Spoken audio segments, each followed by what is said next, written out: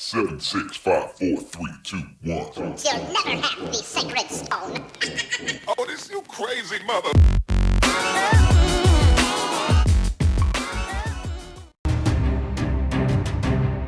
Coucou tout le monde, j'espère que vous allez bien. Alors aujourd'hui, pour cette nouvelle vidéo de la playlist Chut, c'est tabou, on ne va pas parler de sexualité, mais d'un sujet qui est tout aussi tabou que ceux que j'ai pu aborder jusqu'à présent. C'est pour ça que je vais le mettre dans cette playlist là.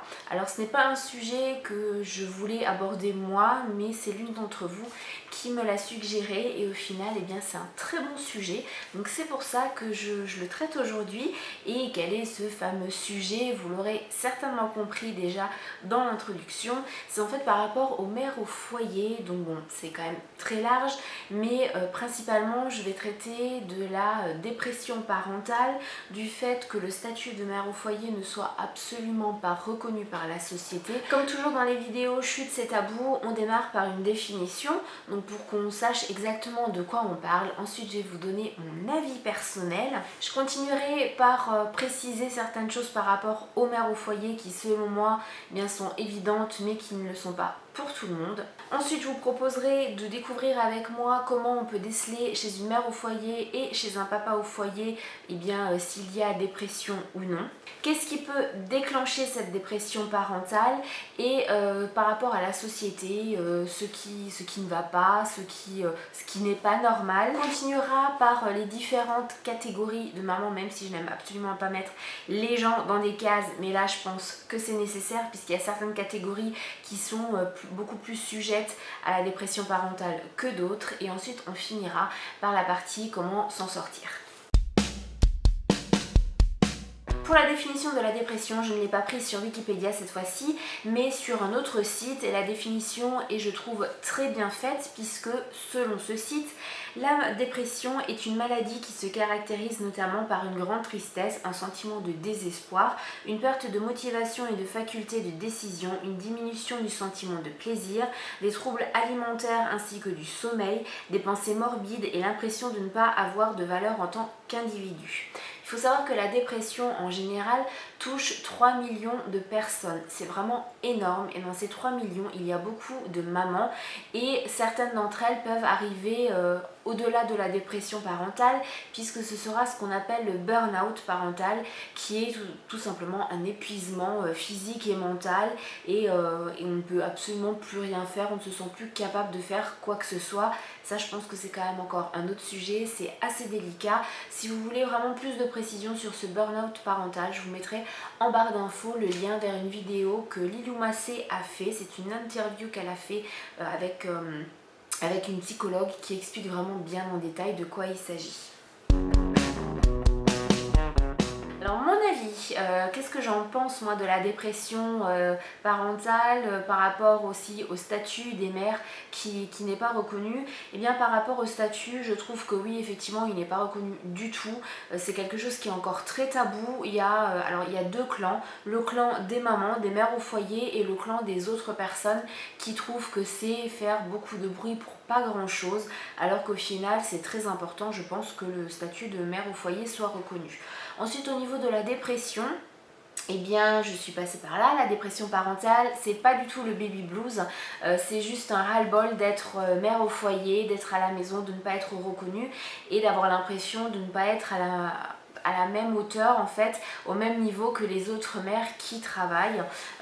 Heureusement je peux dire, et encore là je minimise, mais heureusement que j'ai eu mon conjoint qui était là, qui a compris, qui m'a soutenue parce que je pense que la dépression peut aller vraiment très très loin chez les mères au foyer, surtout quand le conjoint n'en prend pas conscience et minimise le souci. Mon avis sur la question, je vais faire quand même deux petits rappels, bon les deux se rejoignent en fait, c'est par rapport à c'est quoi une mère au foyer. Alors les mères au foyer savent très bien ce que ça veut dire, les autres pensent que c'est tout simplement être mère au foyer, c'est emmener les enfants à l'école, faire à manger et le reste du temps eh bien, on reste en peignoir sur le canapé, on ne bouge pas, on se la coule douce, on regarde des séries avec du thé et on boit du café entre copines et voilà, rien de plus, alors que ce n'est absolument pas ça. Je pense qu'il faut arrêter de cataloguer les mères au foyer comme des personnes qui ne font rien de leur journée, parce que c'est tout le contraire. Et là on arrive au second point. Pour moi, les mères au foyer sont des personnes vraiment multitâches, des personnes avec une grande faculté d'adaptation et d'organisation, puisque on ne peut pas mettre juste mère au foyer égale éducation des enfants, c'est pas ça, ça va beaucoup plus loin. Une mère au foyer, c'est également un chauffeur d'élite, puisque c'est très rare qu'une mère au foyer ne soit pas à la bourre. Elle est tout le temps en train de courir à gauche et à droite, et donc ben voilà, il faut qu'elle garde son sang-froid au volant. C'est également une assistante de direction, puisque pour beaucoup de personnes, être mère au foyer, ce n'est rien, et le boss, c'est le mari qui va bosser et qui va trimer dur 8 heures par jour pour amener de l'argent. Donc oui, on est l'assistante de monsieur. On est également psychologue, que ce soit au niveau des enfants mais aussi au niveau du conjoint, puisque étant mère au foyer, on n'a pas le droit de se plaindre, on n'a pas le droit d'avoir des états d'âme ou de ne pas se sentir bien, et il faut écouter le pauvre mari qui a travaillé dur toute la journée. Bien sûr, là c'est de l'humour, hein, je précise. On est également cuisinière, on est femme de ménage, on va être organisatrice de soirées, de vacances, on va être également secrétaire, standardiste et concierge. Alors pourquoi organisatrice de soirée? Tout simplement, quand il y a des amis qui viennent à la maison, c'est rarement monsieur qui s'occupe de tout, c'est plus nous. Organisatrice de vacances, et bien là encore, je reste dans les stéréotypes, mais sans grande exagération, puisque c'est quand même souvent ça, c'est souvent monsieur qui conduit et madame qui s'occupe de faire les valises des enfants, etc., de vérifier qu'on n'a rien oublié. Et pourquoi standardiste, secrétaire et concierge? Parce qu'on s'occupe en général aussi de toute la paperasse, des factures du quotidien, des courses, etc. Concierge, alors là c'est plus concierge de luxe, puisque dans les grands hôtels et voilà, dans le milieu on va dire aisé, les concierges s'occupent, et bien dès qu'il y a quelque chose qui ne va pas, dès qu'on a besoin de quelque chose, c'est le concierge ou la concierge qu'on appelle. Et là c'est le cas également pour les mères au foyer, puisque en général c'est nous qui préparons le café de monsieur, c'est nous dès qu'il y a quelque chose, dès que on cherche un papier, c'est madame qu'on demande, dès que la machine à laver tombe en panne, et bien c'est nous qui nous occupons de faire le nécessaire, d'appeler le réparateur. Quand il y a un colis, c'est également nous. Sortir les chiens en général, c'est nous. Donc voilà, donc vraiment une femme au foyer, une mère au foyer est une personne multitâche, et je pense qu'elle n'est pas assez reconnue pour ça. On passe à la partie comment déceler chez une mère au foyer, chez un papa au foyer, s'il y a dépression parentale ou pas. Alors je vais bien sûr plus parler des mères au foyer, mais les papas sont également concernés. Les symptômes qui peuvent vous aider à déceler la dépression chez le papa au foyer ne sont pas les mêmes que pour les femmes. On va démarrer par les papas. Et chez les papas, eh bien, le premier point qui peut être un symptôme de la dépression, ça va être une déprime diffuse. C'est-à-dire il va être plus déprimé le matin quand il va se lever, il va avoir du mal à se mettre dans le bain, il va avoir le cafard, etc. Également trouble du sommeil et de l'humeur, mais ça on va le retrouver également chez les femmes. Il va y avoir une fuite dans des comportements addictifs, et ça c'est vraiment caractéristique des hommes. Ils vont chercher quelque chose qui vont leur permettre d'échapper à ce quotidien trop banal et trop bas de gamme pour eux en tant que père au foyer. Ça va être dans les jeux, ça va être dans l'alcool, ça va être dans le sport, dans les drogues, etc. Une grande angoisse va justement se greffer à cette addiction-là. Et ensuite, il va y avoir un débordement violent avec les enfants. Et ça, c'est vraiment aussi caractéristique chez les pères au foyer plutôt que chez les mères au foyer. Pourquoi? Parce que eh bien, ils vont tout simplement péter les plombs. Ils vont moins bien gérer leur dépression et leur angoisse. Et donc, ça va se caractériser par des cris, par beaucoup plus facilement punir les enfants, etc. Attention, je ne parle pas de violence, hein. Je parle vraiment que de cris et de punition. Alors pourquoi la luminosité est un petit peu différente? Tout simplement parce qu'au montage, je me suis rendu compte qu'il manquait une grosse partie de la vidéo, donc c'est pour ça que ça a changé un petit peu. Donc j'étais en train de vous donner les symptômes qui faisaient qu'un père au foyer pouvait être en dépression parentale, et j'allais terminer en vous disant que une des choses qui peut être modifiée dans la routine et le quotidien et le comportement d'un père au foyer est sur la sexualité, puisqu'il peut en fait avoir envie de fuir la maison, le foyer, fuir sa compagne et avoir ce besoin vital d'affirmer à nouveau sa masculinité et le fait d'être le mâle dominant, donc en allant voir ailleurs. Pour les femmes, donc pour les mères au foyer, là il y a également des troubles de l'humeur et du sommeil, mais il va également avoir un désir de contrôle total et sur absolument tout, être dans la perfection, être la meilleure des mamans, être la meilleure des femmes au foyer, être la meilleure des compagnes pour pallier en fait au fait qu'elle ne gère plus du tout la situation.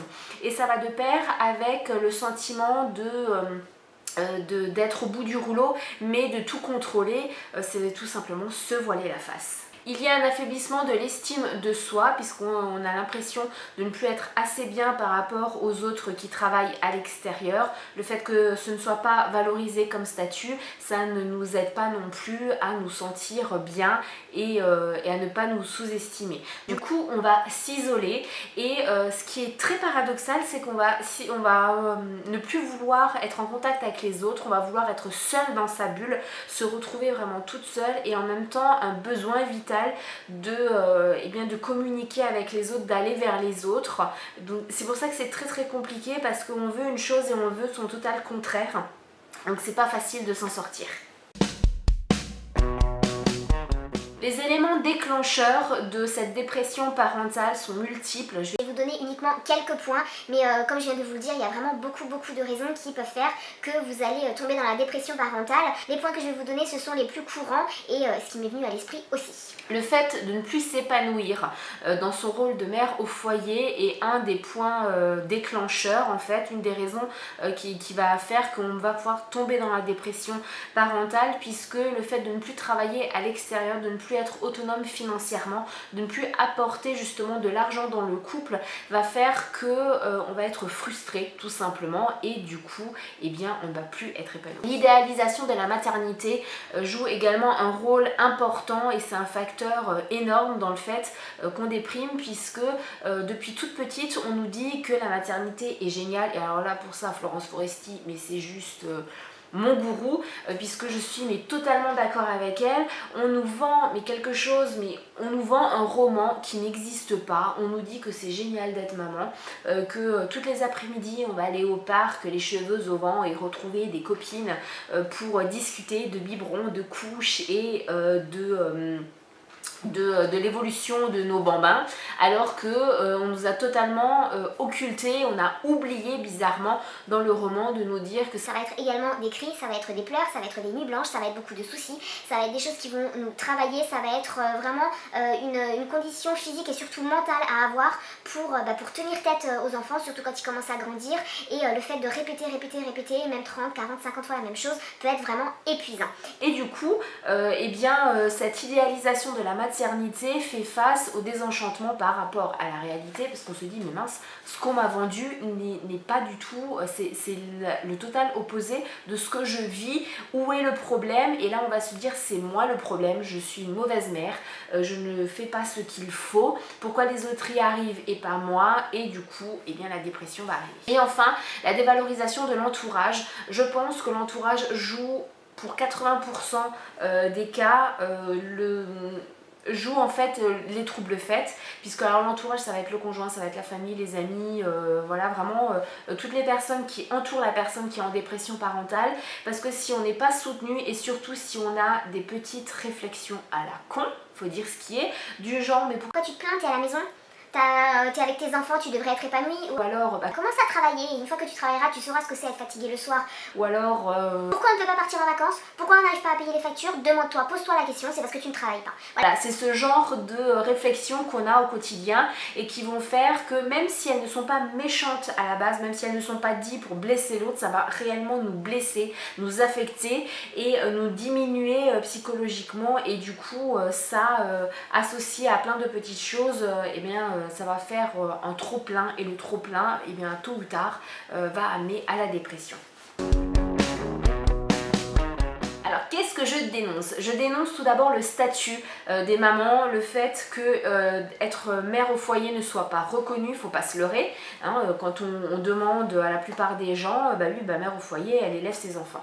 Voilà, et ça s'arrête là. Alors que mère au foyer, ce n'est pas qu'élever les enfants, c'est bien plus. Ce n'est pas reconnu et la surcharge, la montagne de travail qu'on doit amasser au quotidien, eh bien tout le monde s'en fout. Tout le monde préfère fermer les yeux dessus et les 3/4 des personnes n'en ont même pas conscience. Et ça m'amène à vous parler du salaire parce que oui, je pense qu'une mère au foyer devrait être rémunérée pour le travail qu'elle fournit. Il y a des études qui ont été faites que si on devait être payé vu le nombre d'heures qu'on fait en tant que mère au foyer, notre salaire mensuel s'élèverait entre 3 000 et 5 000 euros par mois parce que oui, c'est énorme, je sais, par rapport à quelqu'un qui travaille dur à l'usine et qui aura que le SMIC, mais il ne faut pas oublier qu'une maman travaille 24 heures sur 24, 7 jours sur 7, 365 jours par an, elle n'a en aucun cas des RTT, elle n'a aucun cas de pause et elle n'a en aucun cas 5 semaines de congé par an. Bien sûr que je ne veux surtout pas sous-valoriser les personnes qui travaillent à l'extérieur, loin de là. J'aimerais juste que le statut de mère au foyer soit reconnu et revalorisé. On va passer rapidement aux différentes catégories de mamans, puisque celles qui ont le plus de chances de rester loin de la dépression, ce sont les mamans qui pour moi ce sont, voilà, enfin je suis un peu comme Florence Foresti, hein. Je ne comprends pas ces mamans, elles sont parfaites, elles sont mères au foyer, elles s'éclatent dans ce qu'elles font, elles ne crient jamais, elles ne s'énervent jamais, elles ne sont jamais en retard, elles font tout parfaitement et à 16h30 quand elles vont chercher les enfants, le dîner est déjà prêt. Et elle a le temps en plus de faire des gâteaux, on ne sait même pas d'où ils viennent, elle serait gagnante de Top Chef et enfin voilà, c'est incompréhensible. Ensuite, il y a les autres, alors forcément il y a celles qui ne se sont jamais posé la question, qui sont devenues mères au foyer comme ça, et puis elles ne se posent pas la question si elles veulent faire autre chose ou pas, mais celles qui sont le plus sujettes à, on va dire, à cette dépression, ce sont celles qui ont choisi d'être mères au foyer et qui le regrettent, et celles qui le sont malgré elles, avec quand même beaucoup plus de chance pour cette dernière catégorie-là. Alors celles qui le regrettent en ayant choisi à la base d'être mères au foyer, ce sont celles qui travaillaient et puis qui ont choisi de rester à la maison pour élever leurs enfants, et là elles ont très vite un sentiment de culpabilité parce qu'elles se disent mais c'est moi qui a choisi, c'est moi qui a pris la décision d'être mère au foyer et je ne suis pas heureuse, je ne peux m'en prendre qu'à moi, je n'ai pas le droit de me plaindre. Et ensuite la dernière catégorie, donc celles qui le sont malgré elles, moi je suis dans cette catégorie-là. C'est en fait, eh bien, il y a plusieurs possibilités pour lesquelles on a été mère au foyer malgré nous. C'est par exemple parce que on n'a pas de travail, ou on n'a plus de travail, on a pu perdre notre travail, ou on n'en a pas. Ensuite, il peut y avoir les soucis de santé, des mamans qui sont obligées de rester à la maison parce qu'il y a un problème, que ce soit elles personnellement ou les enfants, ou alors, et ça c'est quand même le plus fréquent, le cas qu'on trouve le plus, c'est pour des soucis économiques. En faisant rapidement le calcul, on se rend compte que entre les frais de scolarité qui peut avoir, les frais de périscolaire, les frais de nourrice, les frais de cantine, etc., on ne s'en sort pas, même avec 2 salaires, c'est plus avantageux que la femme reste à la maison. Et enfin, comment s'en sortir? Je sais, cette vidéo est très longue, donc c'est comment s'en sortir.